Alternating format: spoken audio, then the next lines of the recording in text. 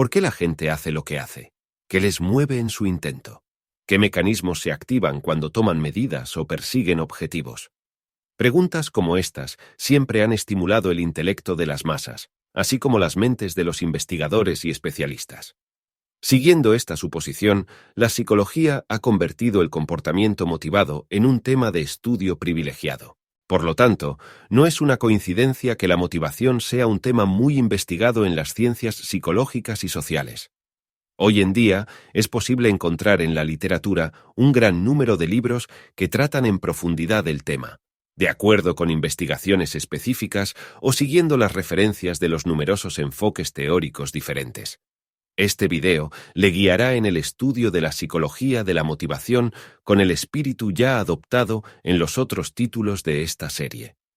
En este episodio nos adentraremos en el significado psicológico de la motivación. A continuación, enumeraremos las principales teorías sobre el tema y explicaremos los mecanismos que ponen en marcha las acciones de los individuos tanto a nivel biológico como personal y social. El objetivo es ofrecer a las personas una visión clara, sencilla y práctica de la psicología motivacional, de modo que pueda beneficiarse de ella no solo a nivel de pensamiento, sino también en su vida cotidiana. Definir la motivación. Comenzamos nuestro viaje hacia la conducta motivada presentando una serie de definiciones del término motivación. Este avance nos permitirá mostrar claramente los límites del tema, de modo que podamos continuar de la mejor manera posible, es decir, con la profundización de las diversas corrientes teóricas y prácticas. En psicología hay numerosas definiciones de motivación. Canestrari y Godino, en su nuevo tratado de psicología científica, lo definen como aquel proceso o estado interior que da cuenta de por qué un sujeto emprende o no emprende una acción, destinada a lograr un propósito u objetivo específico. Otra contribución interesante a la definición del término proviene de la enciclopedia Treccani, que destaca cómo el término motivación es relativamente reciente. De hecho, está ausente del léxico filosófico y también del psicológico hasta las primeras décadas de este siglo. Quiero destacar la modernidad del término nos ayuda a subrayar la importancia que este tema ha tenido en el nacimiento de la psicología científica. Los esfuerzos de los psicólogos a lo largo del tiempo han investigado todos los factores que guían a las personas en la definición y el logro de un objetivo. Aún mejor, en muchos casos se han vuelto esenciales para explicar muchos comportamientos que no encuentran una correspondencia directa en la mente racional, a pesar de que pueblan el vasto archipiélago de la conducta humana. Se piensa, por ejemplo, en la psicología forense y criminal, en la que se pueden explicar los delitos que no entran en la esfera de la conducta prosocial. Otro enfoque interesante, que no dejaremos de explorar con más detalle en el video, define la motivación como el factor que regula el comportamiento, a través de una activación energética finalizada. La actividad de regulación se refiere directamente a la teoría evolucionista. Visto en este sentido, la motivación se convierte en una función adaptativa del hombre, que es necesaria para realizar las funciones de supervivencia necesarias, tanto biológicas como psíquicas. Para algunas personas, estas consideraciones pueden parecer abstractas o pertenecientes al mundo de las teorías académicas, pero basta con mirar la propia experiencia para reconsiderar lo que se acaba de decir desde una perspectiva diferente. Para dar un ejemplo práctico, invito a las personas a realizar un pequeño experimento mental. Intenta repensar el curso del día hasta este preciso momento. A medida que procede a enumerar las diferentes acciones realizadas, apagar el despertador, desayunar, ir al lugar de trabajo, etc., destaque la razón que las guió. Las diferentes respuestas generadas representarán soluciones a diferentes impulsos de motivación. Algunas acciones se llevan a cabo para satisfacer necesidades biológicas, otras tienen como objetivo obtener beneficios personales en un nivel inmaterial, otras tienen como objetivo construir un crédito social. Todas estas respuestas pueden ser diferenciadas de una manera específica, pero al mismo tiempo pueden ser explicadas a través de la teoría evolucionista darwiniana. El hombre hace lo que hace porque está naturalmente inclinado a mantener un cierto orden en su vida. Esta búsqueda continua de equilibrio se aclara a menudo en la ciencia a través del concepto de homeostasis. La búsqueda de la homeostasis.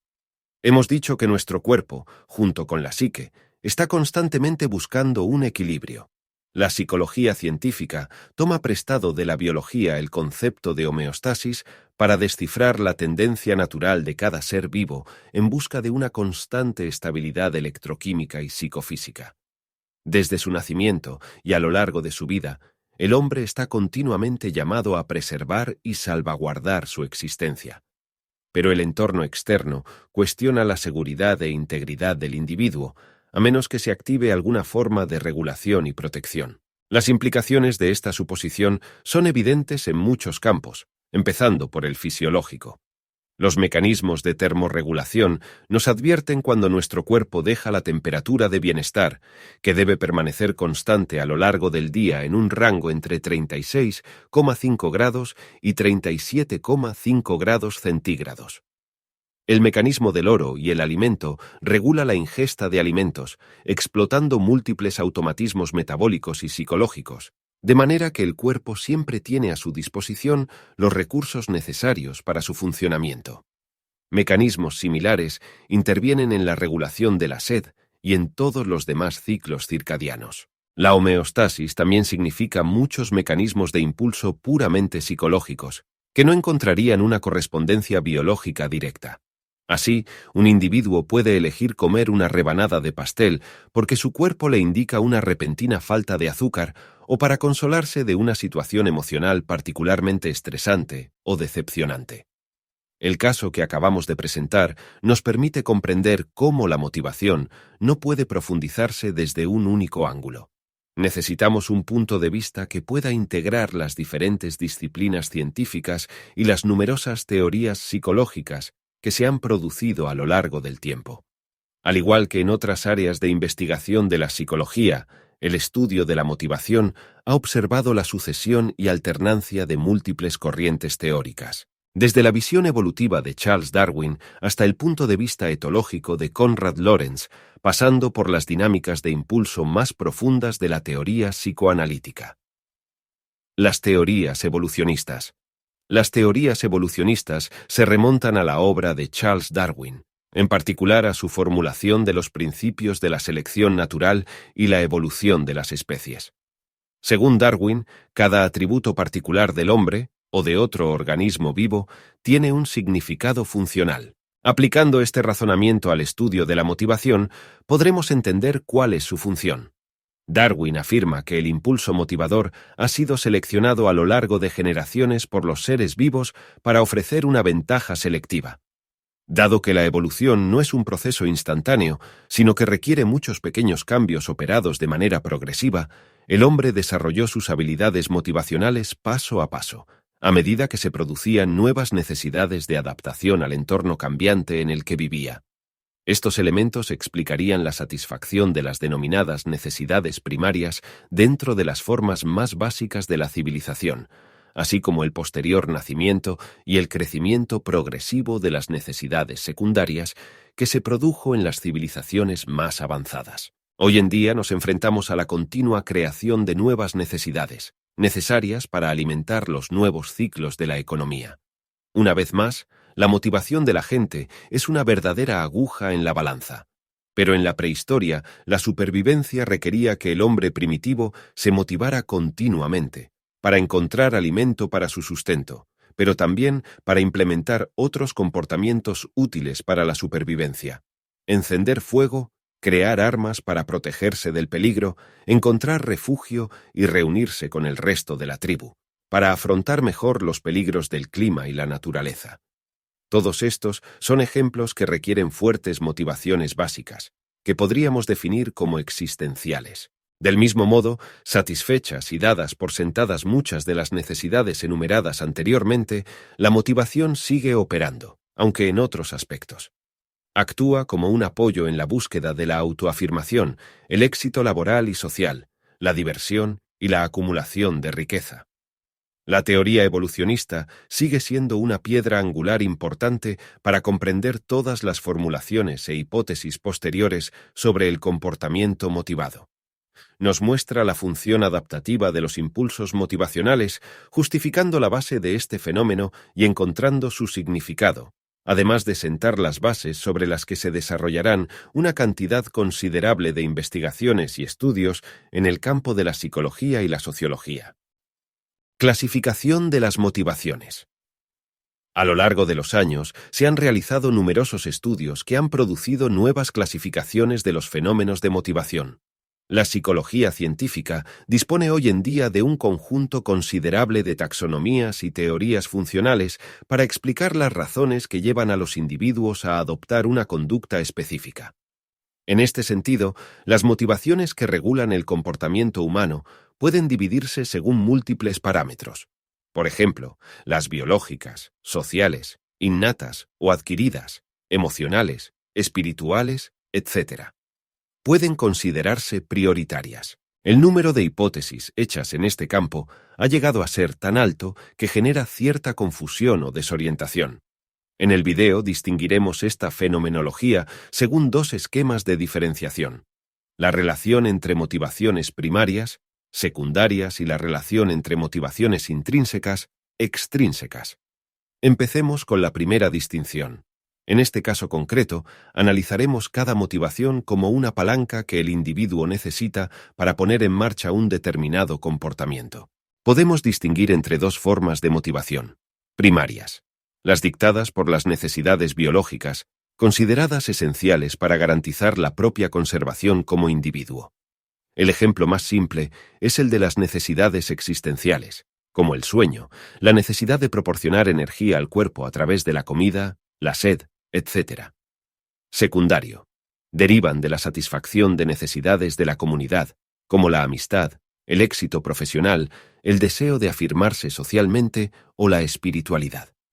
La forma en que un individuo busca la satisfacción de sus necesidades influye en su comportamiento motivacional. Es evidente que debe existir un orden jerárquico en la satisfacción de las necesidades y, por lo tanto, en la fuerza de una motivación para actuar contra la otra. Trataremos esto en profundidad más adelante cuando hablemos de la pirámide de Maslow.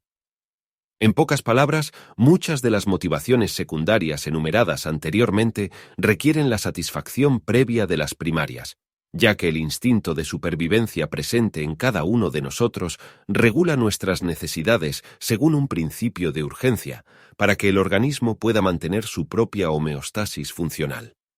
Una categorización diferente de las motivaciones humanas implica la distinción de estas en motivaciones intrínsecas y extrínsecas.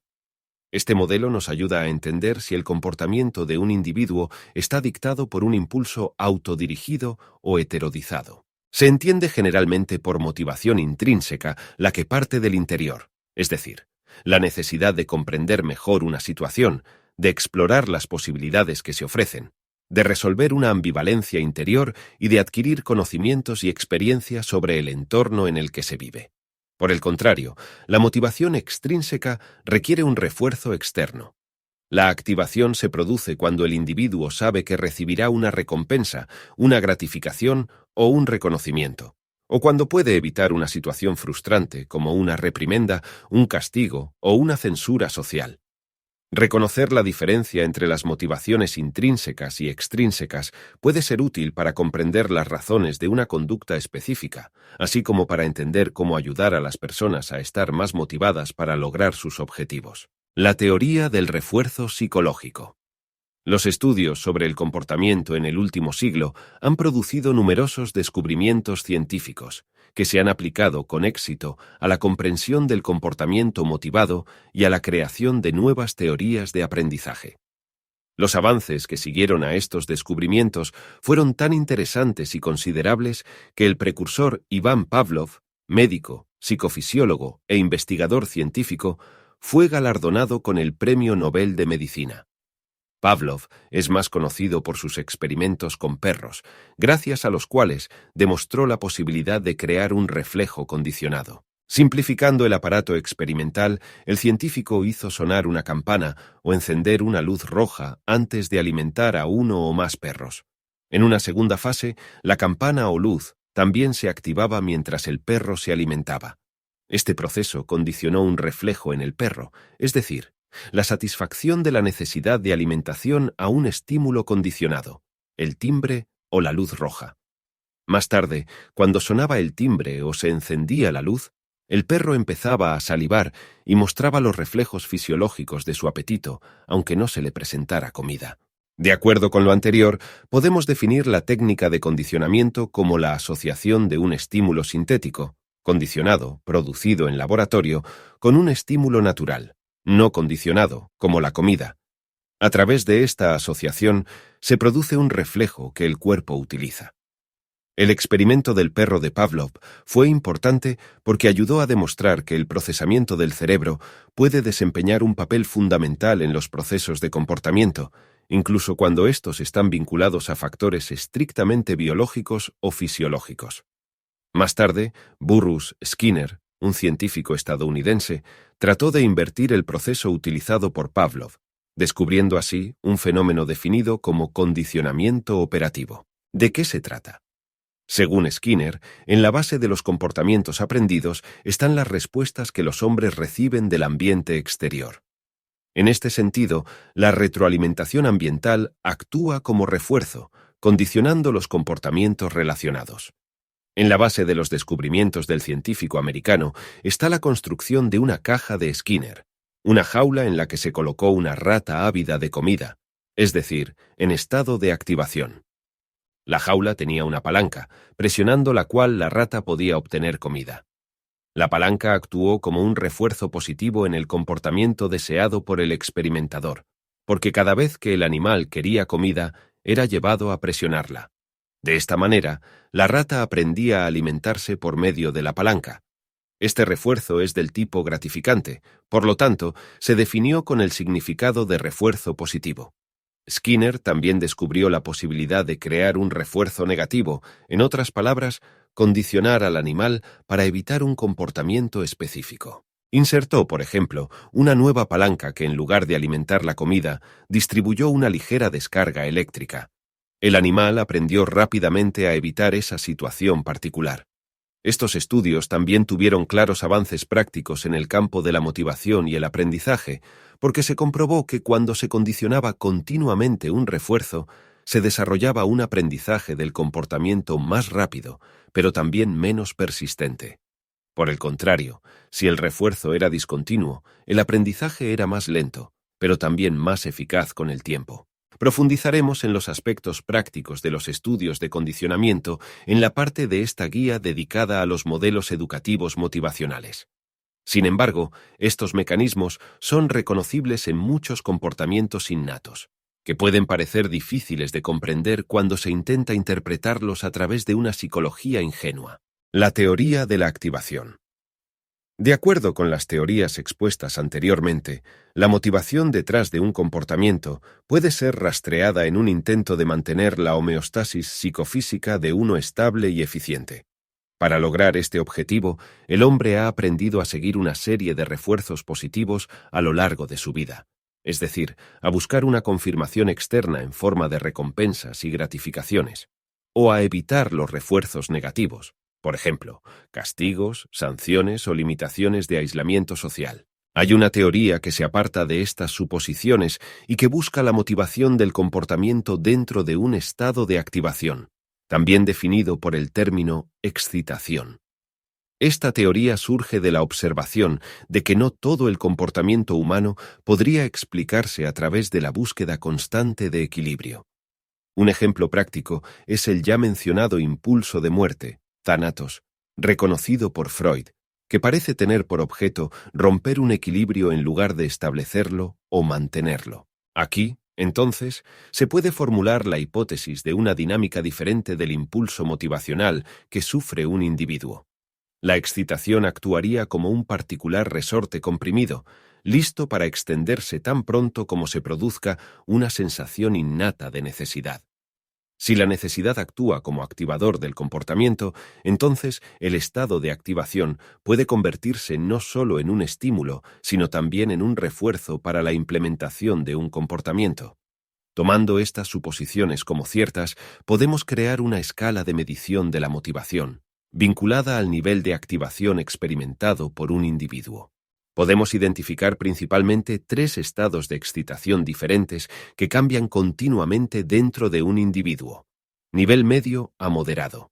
Es el más favorable, porque es capaz de garantizar un excelente nivel de rendimiento conductual. De alto nivel. Se considera desfavorable porque se relaciona con estados de ansiedad o con el desarrollo del pánico, que a veces puede llegar a ser incontrolable. Influye negativamente en el rendimiento conductual, especialmente en el caso de las actividades cognitivas. Nivel bajo. Se considera igualmente desfavorable porque está ligado a estados alterados de conciencia, con tendencia a la somnolencia o a la relajación extrema. Cuando las personas experimentan un bajo nivel de excitación en un momento inapropiado, intentan aumentar su activación para mejorar su rendimiento conductual. En general, las personas adoptan un nivel medio de activación, porque es más eficaz para llevar a cabo las tareas que surgen en la vida cotidiana. Esto también significa que el nivel de motivación de un individuo puede variar no solo debido a la interferencia externa, sino también según su nivel subjetivo y personal de sensibilidad y reactividad interna. Teorías de motivación cognitiva.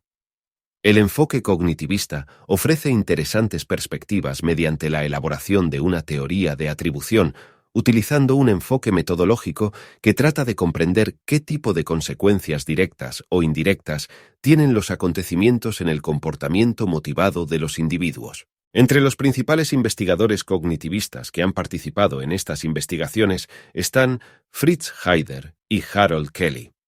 El punto de partida del método cognitivista se refiere al análisis del nivel de motivación del individuo, que estaría estrechamente relacionado con las causas que permiten rastrear la retroalimentación de un comportamiento. En pocas palabras, el comportamiento de un individuo puede explicarse como un conjunto de patrones y pautas mentales, a los que la gente atribuye una relación de aleatoriedad, incluso cuando ésta no tiene razón de ser o de ser hipotética. Por consiguiente, este enfoque parece capaz de explicar no solo muchos de los comportamientos aplicados para la satisfacción de las necesidades primarias y secundarias, sino también, como veremos más adelante, algunos comportamientos irracionales como la superstición. En el Tratado de Psicología Científica de Canestrari y Godino se analizan las razones que las personas atribuyen a sus éxitos y fracasos, refiriéndose a 4 elementos distintivos: capacidad, compromiso, dificultad y suerte. Cada uno de estos puntos podría cambiar la calumnia de motivación de un individuo. Por ejemplo, si una tarea se considera particularmente simple, entonces un individuo puede inclinarse a atribuir su éxito a este factor. Del mismo modo, si en el pasado ya se ha podido resolver una tarea específica de manera brillante, entonces se le hará creer que el mérito del éxito es atribuible a la habilidad adquirida. Heider tiende a hacer una marcada distinción entre elementos personales y ambientales. El primero sería el fruto de la propia capacidad, compromiso y determinación personal. Sobre la base de esos factores, una persona podría atribuir, por ejemplo, su éxito o fracaso en el trabajo a su compromiso con el proyecto. Los segundos elementos, los ambientales, se refieren a las dificultades de la tarea, las solicitudes y órdenes recibidas, pero también a las variables independientes no controlables directamente por el individuo. Así pues, quienes se centran en estos factores pueden atribuir su éxito o fracaso en el trabajo a la adecuación o insuficiencia de la tarea con respecto a sus aptitudes, la colaboración de sus colegas o la suerte. Este mecanismo explicaría no solo las diferencias con las que las personas reaccionan a estímulos motivacionales similares, sino también el surgimiento de la superstición ingenua. Un individuo podría asociar el éxito de una venta con el uso de un vestido en particular. Luego intentará volver a usar el mismo vestido en futuras situaciones difíciles, atribuyendo el triunfo anterior a un elemento ambiental. Las implicaciones psicológicas y sociológicas son considerables. Si se comprende la forma en que las personas relacionan sus resultados con las variables personales y ambientales, se puede actuar para evitar muchos comportamientos antisociales y desarrollar una autoafirmación positiva de los individuos. Intentemos comprender en la práctica cómo funcionan estos mecanismos, haciendo ejemplos prácticos que se refieran a situaciones de la vida real, Un jefe extremadamente autoritario puede desmotivar a sus subordinados descalificándolos del trabajo, comparándolos con resultados aún mejores. Un padre puede desmotivar a sus hijos de la actividad deportiva, comparando sus resultados con los de otros niños más atléticos.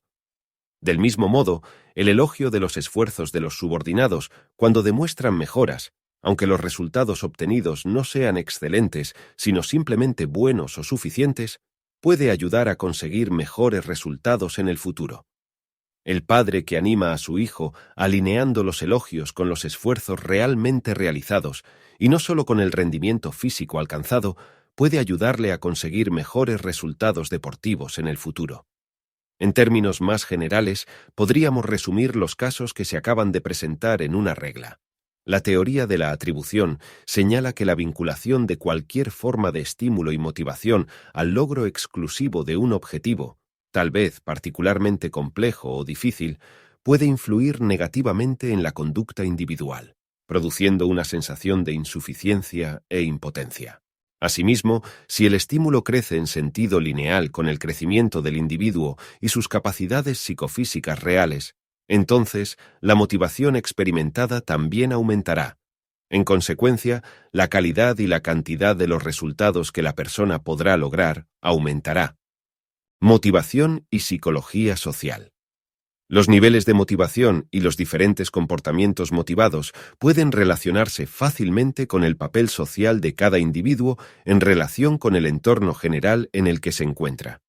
Dado que nuestra sociedad tiende a dividir a las personas en función de su posición y a especializar su comportamiento en función de sus habilidades y capacidades específicas, podemos deducir que muchos de los comportamientos humanos derivan del contexto social en el que se encuentran.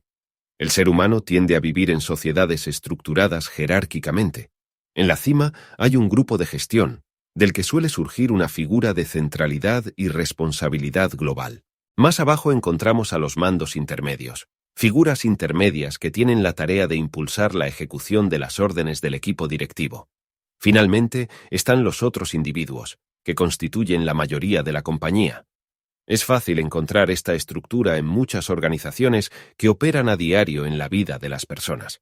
La mayoría de los estados tienen una configuración operativa similar, al igual que muchas empresas y organizaciones religiosas. El reconocimiento de estos aspectos ha permitido crear una teoría de la psicología de masas, útil para comprender cómo los comportamientos motivacionales y de comportamiento se ven influidos por los contextos ambientales.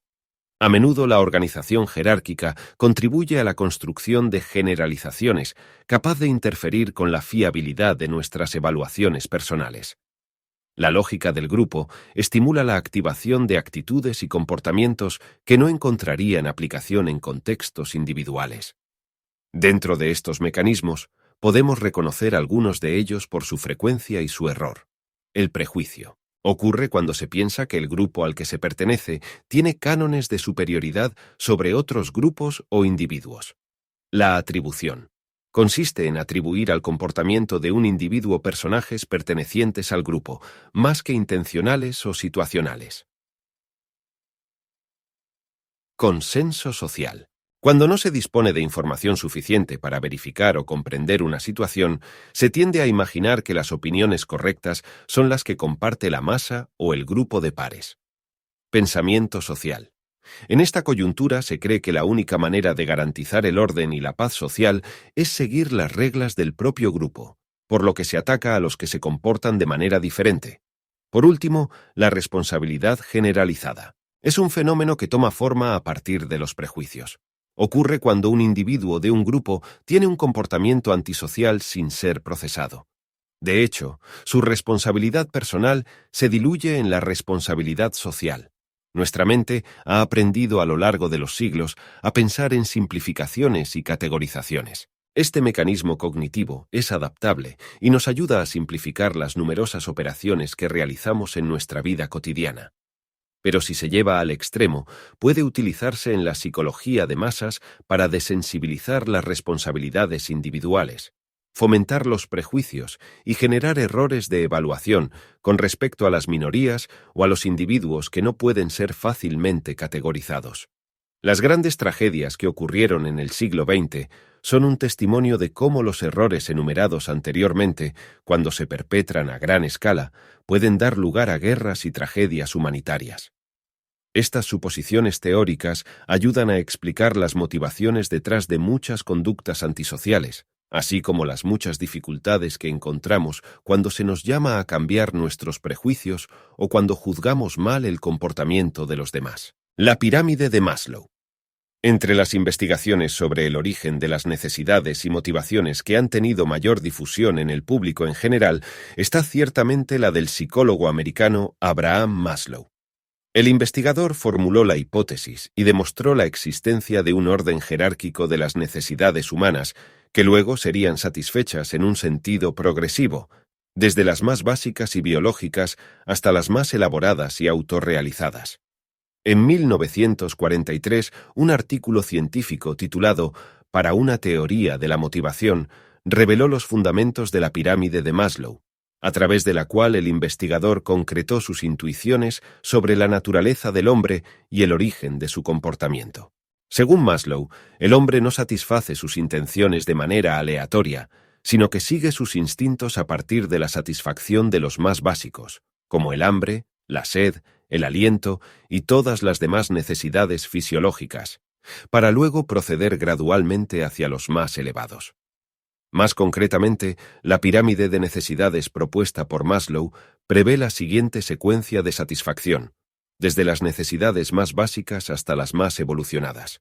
Necesidades fisiológicas, como la respiración, la nutrición, la sed, el sexo. Necesidades de seguridad, por ejemplo, seguridad física, red familiar, mantenimiento de la salud. Necesidades de amor y pertenencia, como la amistad, la vida de pareja, la intimidad sexual. Necesidades de autoestima, como la confianza en sí mismo y la que resulta de la aprobación de los demás. El respeto mutuo, el logro de una buena posición social. Por último, las necesidades de autorrealización, como las necesidades espirituales, la aceptación de los hechos de la vida, la investigación moral, la realización artística. Dado que la lista anterior es una construcción piramidal, el nivel jerárquico presentado coincidirá con el orden de motivación de los individuos. Así, antes de satisfacer su necesidad de amistad y amor, el hombre adoptará una conducta útil para asegurar la comida, el agua y la supervivencia fisiológica. De la misma manera, antes de intentar la realización espiritual, cada individuo será llevado a alcanzar sus objetivos de trabajo y a asegurar la tranquilidad económica. La jerarquía de valores propuesta por Maslow tiene importantes implicaciones psicológicas y sociológicas. Maslow declaró que lo que un hombre puede ser, debe ser. De este modo, ofreció la solución a una aparente paradoja. Aunque cada individuo tiende a centrarse específicamente en una sola categoría de necesidades, a nivel general siempre sigue un proceso de realización más amplio. Simplificando el concepto teórico, cada individuo trata de llegar a ser lo mejor de lo que puede ser a nivel potencial, aunque la conducta que pone en práctica para lograrlo no siempre es exitosa, y mucho menos la mejor posible. Piense, por ejemplo, en la dicotomía entre el supuesto atajo que puede obtenerse mediante el comportamiento antisocial y los numerosos comportamientos prosociales que no solo son para el beneficio personal, sino también para el de la sociedad en su conjunto. Los descubrimientos sobre las neuronas espejo. Las investigaciones más recientes en el campo neurofisiológico han permitido el descubrimiento y la comprensión de células neuronales particulares, definidas por el término inglés mirror neurons, neuronas espejo. Esta célula específica se encuentra en el lóbulo parietal inferior y en el área ventral premotora del cerebro. La identificación de este circuito neural es importante porque nos permite entender qué tipos de mecanismos cognitivos y conductuales gobiernan nuestras acciones. Específicamente, esta clase de células se activa cuando una persona realiza un comportamiento, pero también cuando observa el comportamiento que realiza otro individuo. Las neuronas espejo serían, por tanto, fundamentales para realizar movimientos voluntarios, pero también para comprender el propósito que las personas se fijan cuando realizan acciones por sí mismas. Este mecanismo de funcionamiento neuronal es particularmente interesante. Para poder entender la motivación que impulsa a un individuo a realizar una acción, nos vemos obligados a un trabajo de identificación. Más simplemente, solo somos capaces de entender a los demás en la medida en que podemos activar una representación visual, auditiva o motora del mismo gesto en nuestro cerebro. La neuropsicología nos revela que para entender a los demás debemos ser capaces de activar nuestros circuitos espejo, reconociendo y activando de alguna manera dentro de nuestra cabeza, aunque virtualmente, el mismo comportamiento que estamos observando. Las neuronas espejo no solo nos ayudan a entender las acciones y motivaciones de otros individuos, sino que, al contrario, explican los mecanismos de funcionamiento de muchas teorías motivacionales. De hecho, en un intento por entender las intenciones de los demás, la gente estaría constantemente influenciada por ellas. Los vendedores, por ejemplo, conocen muy bien la importancia de este mecanismo.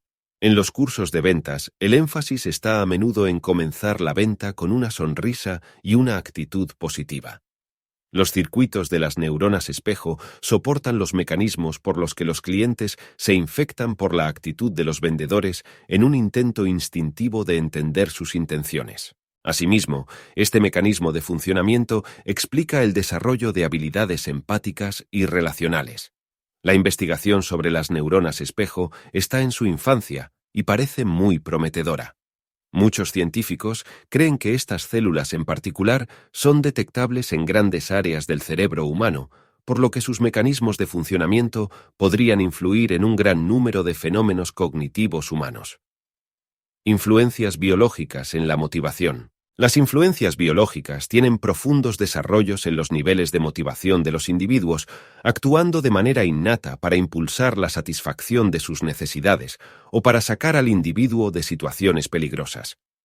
Como hemos podido anticipar al hablar de la homeostasis, la biología distingue principalmente entre dos categorías diferentes de necesidades: las necesidades de derivación homeostática, es decir, todos aquellos deseos que se manifiestan para garantizar el perfecto equilibrio psicofísico de la máquina humana. Necesidades innatas, es decir, las típicas a nivel de especie, es decir, de clara derivación etológica. Estas dos categorías de necesidades pueden ser fácilmente correlacionadas con dos modelos de motivación específicos: atacar y escapar. Sistema de recompensa y castigo. Cuando el hombre primitivo se enfrentaba al peligro, su principal estrategia de reacción era medir sus propias fuerzas contra las del enemigo, para elegir entre luchar o escapar. Cabe señalar que muchas especies animales siguen adoptando esta estrategia de adaptación, en un flujo continuo de intercambio formado por depredadores y presas, trazando y componiendo así la pirámide alimenticia existente en la naturaleza. El principio también indica una ausencia de crueldad en el mundo animal. Tomando un ejemplo práctico, si ponemos una rata y un gato en un estado no activado, sin ganas de comer, en una jaula de laboratorio, la reacción del gato no será de ataque, sino que asumirá una postura intimidatoria y defensiva. Se hinchará el pelo para parecer más grande, soplará y resoplará para inducir a la rata a escapar. Esta estrategia arcaica se introduce en cada uno de nosotros y se sublima en nuestra vida cotidiana, no siempre con resultados eficientes. Las personas suelen tender a alejarse, reacción de escape, de las actividades rentables a mediano o largo plazo, porque causan consecuencias desagradables a corto plazo. Piense, por ejemplo, en el sedentarismo y en cómo la actividad física requiere un esfuerzo inicial. Por lo tanto, la postergación parece derivar de una estrategia de escape arcaica con respecto a las tareas que requieren un esfuerzo inicial que inconscientemente se considera demasiado costoso. Análogamente, los procesos de habituación en el uso indebido de sustancias psicotrópicas, como el alcohol y las drogas, parecen derivar del mecanismo innato de movimiento hacia el placer, es decir, de una forma sublimada de ataque para la preservación del propio estado de bienestar. Los mecanismos de recompensa y castigo son similares a las reacciones de ataque y escape que se acaban de presentar. Las personas tienden a desarrollar motivación y refuerzo para un comportamiento gratificante, mientras que se desmotivan hacia acciones que implican un castigo físico o psicológico o hacia un comportamiento que implica la percepción de una desventaja. Es un mecanismo de adaptación muy conocido también en la cultura popular. Solo hay que pensar en el modelo zanahoria y palo. En psicología, podríamos definirlo como refuerzo o castigo. Este mecanismo primordial está en la base de los sistemas educativos más sencillos y se explota para condicionar al individuo a realizar comportamientos específicos. Pero, como puede imaginarse fácilmente, no siempre es capaz de ofrecer resultados satisfactorios. Si, por ejemplo, se da un refuerzo positivo en una situación ambigua, el efecto obtenido no será de motivación, sino de desorientación. La ambigüedad de la adjudicación no relacionada con el comportamiento es típica de los casos en los que se observan modelos educativos estropeados. Asimismo, el castigo injusto puede frustrar los esfuerzos de un individuo actuando como un esfuerzo desmotivador e inhibidor. En el próximo capítulo veremos cómo se pueden fusionar estas condiciones: modelos educativos y motivación. A lo largo de los siglos, la educación de la descendencia se ha basado en dos conceptos motivacionales muy simples y a la vez eficaces: las recompensas por realizar la acción deseada y los castigos cuando se producen acciones no deseadas. Analizando este modelo educativo en profundidad, es posible destacar la existencia de 4 posibles distinciones: refuerzos positivos, refuerzos negativos, los castigos positivos y castigo negativo. Omitimos el simple concepto de refuerzo o recompensa y castigo, porque ya ha sido discutido anteriormente. Veamos más bien lo que significa el refuerzo negativo y el castigo positivo. Para explicar estas nociones hay que partir de la premisa de que con los símbolos matemáticos más y menos nos referimos a un estímulo capaz de sumar un efecto, en el primer caso, o de eliminarlo, en el segundo. Por lo tanto, no hay ninguna implicación de juicio moral sobre el comportamiento específico. Teniendo en cuenta esta premisa, el refuerzo negativo se refiere a un acto capaz de reforzar un comportamiento quitándole algo al individuo. Esto sucede, por ejemplo, cuando el padre de un estudiante resta el uso de los videojuegos hasta que el niño haya terminado sus tareas escolares correctamente. En cuanto a los castigos positivos, ocurren si inhibimos un comportamiento añadiendo algo al individuo.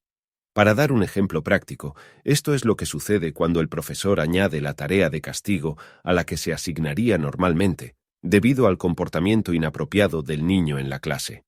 El conocimiento de estas secuencias es importante porque permite actuar de manera funcional sobre las palancas de motivación de los individuos, evitando errores graves que arriesgarían obtener efectos de desorientación o frustrar el aprendizaje. Además de comprender los diversos mecanismos de refuerzo, también es necesario conocer alguna información sobre la variabilidad del refuerzo o el castigo. Según la psicología, las personas no parecen responder linealmente a los mecanismos de refuerzo y castigo. Las mejores formas de motivación y aprendizaje se dan cuando los refuerzos y los castigos se asignan con la lógica correcta y con una cantidad variable. Trivializando el concepto, en lugar de premiar siempre una buena nota en la escuela con 3 caramelos, es mejor dar uno la primera vez, uno la segunda y un paquete entero la tercera. La alternancia del premio permite al estudiante no acostumbrarse al reconocimiento y mantener activo el sistema de refuerzo positivo, elevando el compromiso y la motivación básica. Puede parecer obvio, pero es importante destacar que el concepto de variabilidad del premio solo tiene valor en los casos de refuerzo. No aplicar los castigos o aplicarlos de forma variable sería perjudicial, porque desarrolla una gran ambigüedad de comportamiento en el individuo. Las áreas de motivación de los negocios. Los modelos de motivación que se acaban de presentar encuentran una posición particularmente feliz y útil en las áreas de negocios. Si bien en las grandes organizaciones empresariales estos principios parecen por lo general ser bien comprendidos y utilizados, en las pequeñas y medianas empresas no se ha desarrollado aún un conocimiento adecuado de la dinámica de la motivación. En general, podemos aplicar a las empresas los mismos modelos de motivación que se han descrito anteriormente para el contexto educativo. Por lo tanto, cuando se quiere motivar a un equipo, primero se debe establecer un sistema de recompensas y refuerzos positivos. Estos refuerzos no deben ser constantes, sino que deben recompensar los esfuerzos individuales y colectivos con primas diversificadas, junto con una prima anual considerable. Un sistema de sanciones solo tiene sentido si se equilibra con hechos realmente graves y antisociales. Las sanciones generalizadas que no están relacionadas con la verdadera gravedad de los hechos son perjudiciales, ya que pueden contribuir a desmoralizar el nivel de motivación de la organización. La moral general de una empresa influye mucho en los resultados de la misma. Si, por ejemplo, la remuneración de los empleados se planifica con un modelo de crecimiento que recompense sus aptitudes, su afiliación y sus resultados, los empleados estarán muy motivados para alcanzar sus objetivos. Además, los resultados y los aumentos de sueldo permitirán adquirir una mayor autoestima y un mejor sentido del espíritu de equipo, lo que a su vez influirá poderosamente en los nuevos objetivos y tareas que se requerirán para lograrlos. Por el contrario, si se ofrece un crecimiento económico y de la posición laboral para lograr resultados demasiado complejos o difíciles de alcanzar, la consecuencia será un aumento de la frustración y la desmotivación, lo que a su vez afectará al rendimiento de los trabajadores en general. Estas consideraciones pueden parecer triviales, pero se ignoran o se desatienden con mucha frecuencia, con resultados que no son inmediatamente mensurables. La desafección y desmotivación de los empleados no se mide inmediatamente en los resultados del balance, pero puede tener un impacto muy negativo a medio y largo plazo, cuando el entorno se ha deteriorado y es difícil de remediar. Invertir en la formación y motivación de los trabajadores y planificar una carrera constructiva y el crecimiento salarial es la mejor estrategia para monetizar los recursos humanos, que siguen siendo una de las principales fuentes de riqueza para cualquier organización empresarial o empresa. Hemos llegado al final de nuestro viaje en las teorías de la conducta motivada, así como a través de sus áreas de aplicación.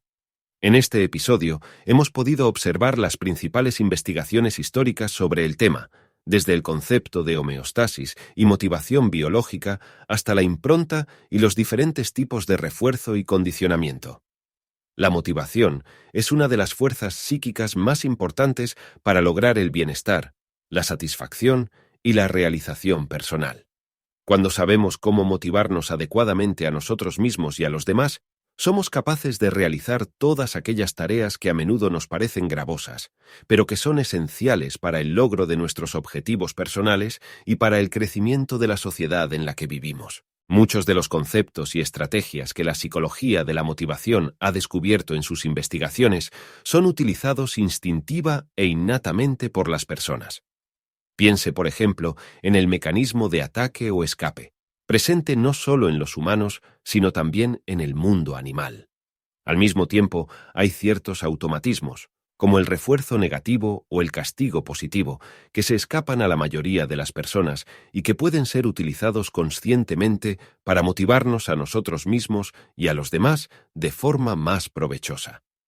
Espero que este video no solo haya servido para aclarar dudas teóricas o para responder a la curiosidad dictada por el deseo de saber de los oyentes. Más bien, espero que cada uno de ustedes pueda encontrar fácilmente oportunidades en su vida cotidiana para poner en práctica las nociones presentadas, haciéndolas así útiles en la práctica.